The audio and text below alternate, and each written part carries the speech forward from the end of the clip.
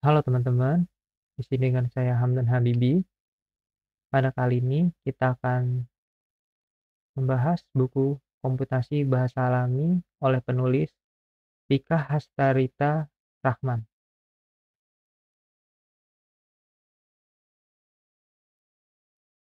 Pengenalan Natural Language Processing atau NLP. Natural Language Processing merupakan salah satu bidang ilmu dalam kategori keilmuan Artificial Intelligence atau AI. NLP merupakan materi ilmuwan yang diajarkan dalam mata kuliah komputasi bahasa alami. Bahasa alami adalah bahasa yang secara umum digunakan oleh manusia dalam berkomunikasi antara satu orang dengan orang lainnya.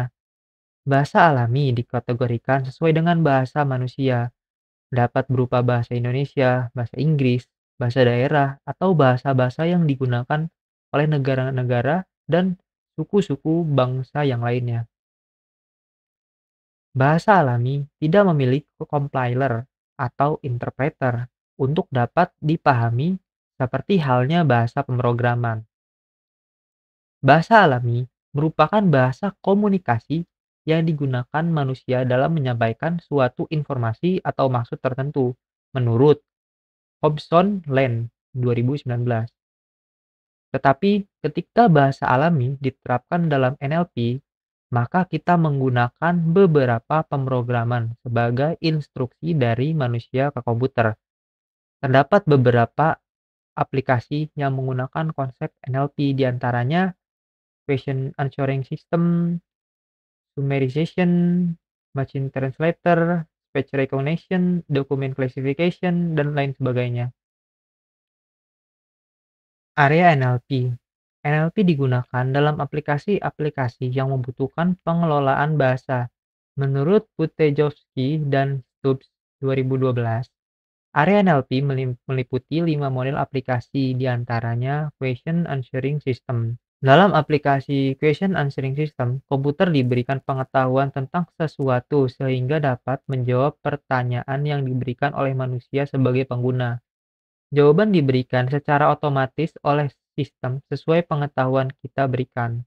Model Question Answering System terlihat pada penggunaan aplikasi chatbot. Yang kedua, summarization. Aplikasi ini digunakan untuk meringkas dari banyak dokumen menjadi ringkasan penting yang dapat digunakan untuk membantu user dalam membuat suatu ringkasan dokumen. Contoh peringkasan dokumen ini nantinya dapat ditindaklanjuti user dalam membuat slide untuk presentasi. Summarization dilakukan oleh komputer dengan pengetahuan yang user berikan. Dengan adanya NLP, maka proses ini dapat dimungkinkan terjadi. Yang ketiga, Machine Translator. Machine Translator atau aplikasi penerjemah dapat dilakukan oleh sistem. Sudah tentu dibutuhkan suatu pengetahuan tentang data kamus dan tata bahasa sesuai dengan bahasa yang ditranslate yang diberikan ke dalam sistem. Yang keempat, Speech Recognition. Speech Recognition merupakan area NLP yang memiliki proses yang kompleks. Aplikasi ini mengenai ucapan pengguna dan menindaklanjuti hasil recognition tersebut. Pengetahuan yang diberikan ke komputer berupa data-data speech dari beberapa pengguna, sehingga sistem dapat mengenali speech dari pengguna. Aplikasi lain pendukungnya adalah aplikasi text-to-speech dan speech-to-text.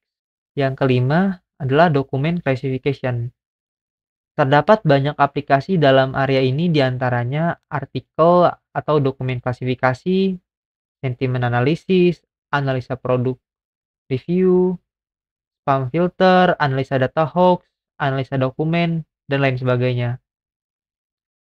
Selanjutnya kita akan sedikit membahas sintaks, semantik, dan pragmatik. NLP memodelkan pengetahuan bahasa alami yang diberikan oleh programmer dari segi kata, bagaimana kata digabungkan menjadi sebuah kalimat dan konteks kata dalam kalimat. Terdapat beberapa istilah yang harus dipahami dalam penerapan NLP, yaitu sintaks. Merupakan bentuk suatu kata biasanya dikenali dalam sebuah grammar. Contoh, Aku mempunyai topi bundar sesuai standar penulisan SPO, subjek, predikat, dan objek. Yang kedua adalah semantik. Semantik merupakan arti dari kalimat dalam suatu bahasa. Terdapat ambiguitas dalam penentuan arti kata dengan makna dalam kalimat. Contohnya, Ali tidak suka orang yang panjang tangannya. Atau contoh lain, bisa ular itu sangat berbahaya. Kata panjang tangannya dan bisa ini bisa memiliki arti yang berbeda.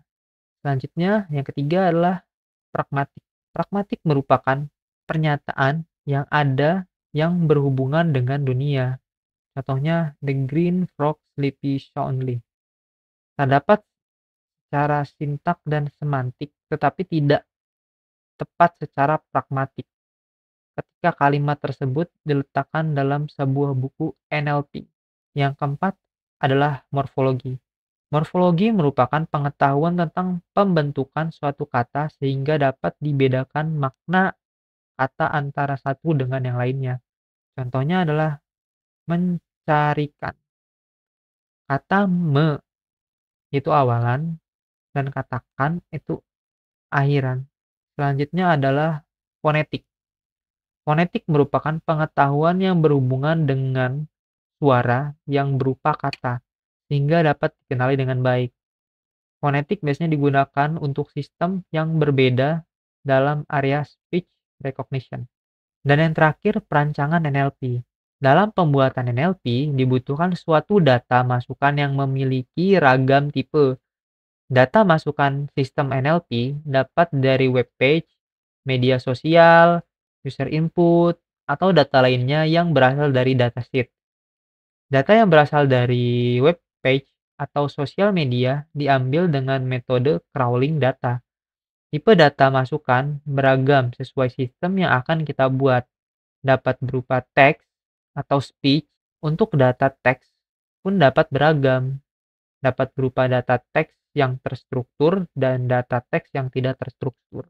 Begitu dari pembahasan saya kali ini. Kurang lebihnya saya mohon maaf. Terima kasih.